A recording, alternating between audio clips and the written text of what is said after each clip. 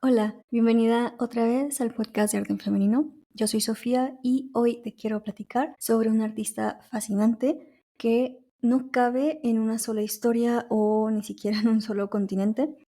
Es conocida como la Frida Kahlo de la India, pero como siempre pasa con las mujeres artistas, la comparación se queda muy corta y muchas veces solo eclipsa la singularidad de cada artista. Nacida en Hungría, criada entre Europa y la India, esta artista creó en el espacio inexplorado entre la tradición y la vanguardia, entre la técnica formal y la expresión pura. Hoy te cuento la historia de Amrita Cher Gill.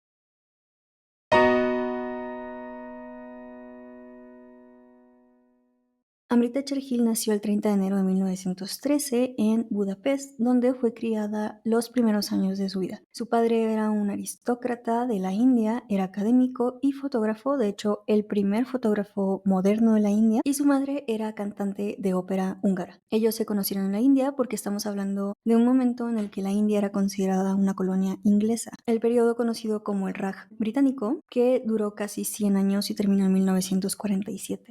El punto es que el padre de Amrita conoce a María Antonieta, la madre de Amrita, porque ella viajaba con una princesa de la India en una visita real y en una fiesta de la realeza ellos se conocen. Evidentemente, Amrita creció en un contexto muy acomodado con una doble nacionalidad húngaro-india y sobre todo rodeada de las prácticas artísticas tanto de su madre como de su padre.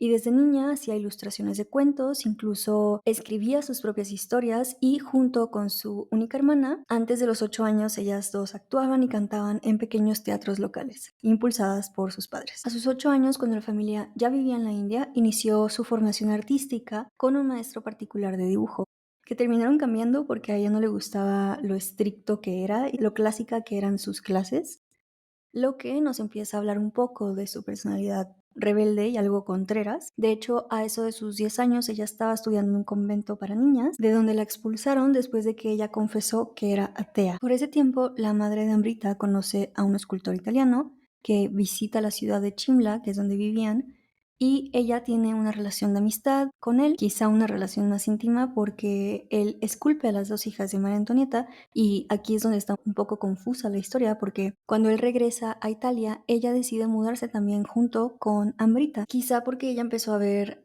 el potencial artístico de su hija y justo llegando a Italia la inscribió a una escuela de arte en Florencia, esperando principalmente que ella se inspirara y se enamorara con el renacimiento italiano que aún se enseñaba en la academia. Pero en realidad a Amrita no le impresionó mucho en el momento. Años después sí reconoció el impacto que tuvo el conocer el arte de los considerados maestros renacentistas, pero en este momento no le interesaba. En particular no le gustaba para nada la formalidad de la enseñanza académica italiana y le pidió a su madre que mejor regresaran a la India. En 1924, menos de un año después, regresaron y ese mismo año Ervin Bhaktai, que era hermano de la madre de Amrita y artista, visita a su familia en la India. Él rápido se dio cuenta de que su sobrina tenía una inclinación y un talento para el dibujo y la alentó a tomarse el arte de manera más seria. Fue su mentor por un tiempo muy corto, le enseñó a dibujar referencias humanas y a entrenar como su ojo artístico y durante los próximos años Amrita se dedica casi obsesivamente a hacer bocetos, estudios y dibujos de ella misma, de la gente a su alrededor y sobre todo de desnudos. Y aunque son estudios de dibujo, de proporción y representación realista, contienen muchísima expresión y curiosamente mucho erotismo, aunque ella solamente tenía 15 años.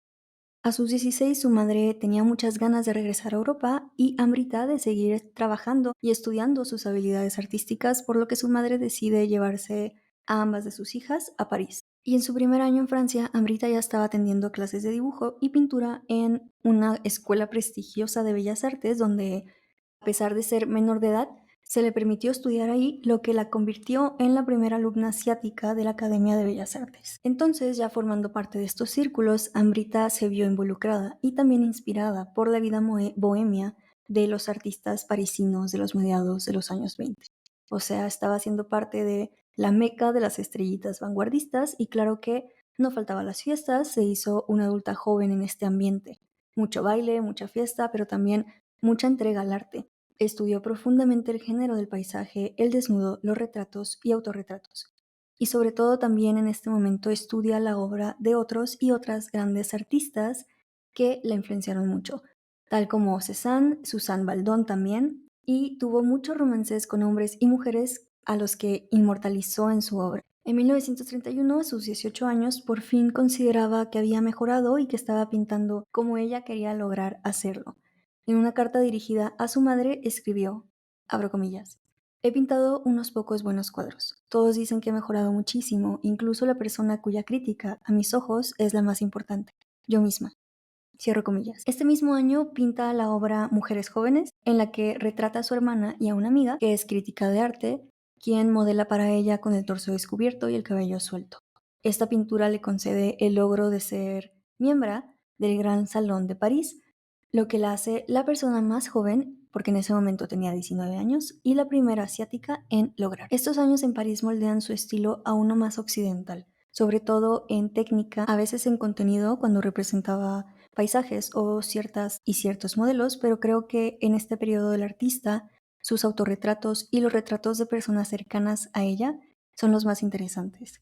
Cuando se representa a ella misma, lo hace de una manera en la que ella se muestra parte de algo ajeno, pero creo que hay una decisión muy fuerte por formar parte que hace de su obra muy potente. Pero en 1934 decide regresar a la India, le manda una carta a sus padres donde escribe lo siguiente, abro comillas.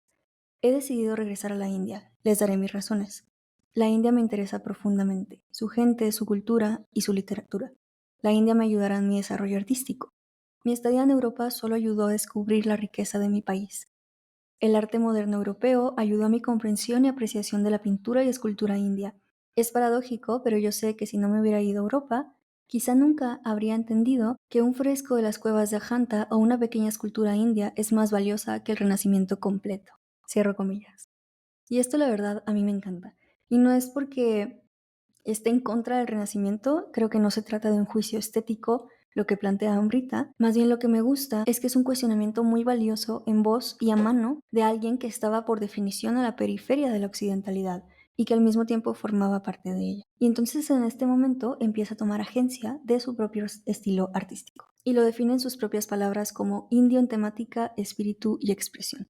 Crea obra que era evidentemente moderna y decididamente india. Por los siguientes 3 años viaja por el país para aprender aún más de su propia cultura. En este momento decide vestirse exclusivamente con saris y se enfocó en este periodo en pintar la vida cotidiana de mujeres. En algunos casos de las mujeres de la aristocracia, la nobleza india, incluso sus familiares, pero en su mayoría de la mujer de la clase trabajadora. Su vida cotidiana, su día a día, pero también sus tradiciones y celebraciones. Porque el ver tanta pobreza en su país la moviliza, la soledad y la pobreza se vuelven temáticas importantes en su obra, pero ella era consciente de cómo estas temáticas, principalmente en países no occidentales y considerados por lo tanto exóticos, eran temáticas fetichizadas y representadas en el arte con intereses superficiales. Estaba muy en contra de que las personas que pasaban por esta pobreza se convirtieran en solo una pieza decorativa y sobre todo en la sala de una persona rica. Sobre esto ella dijo, abro comillas, busco ser a través del medio de la línea, el color y el diseño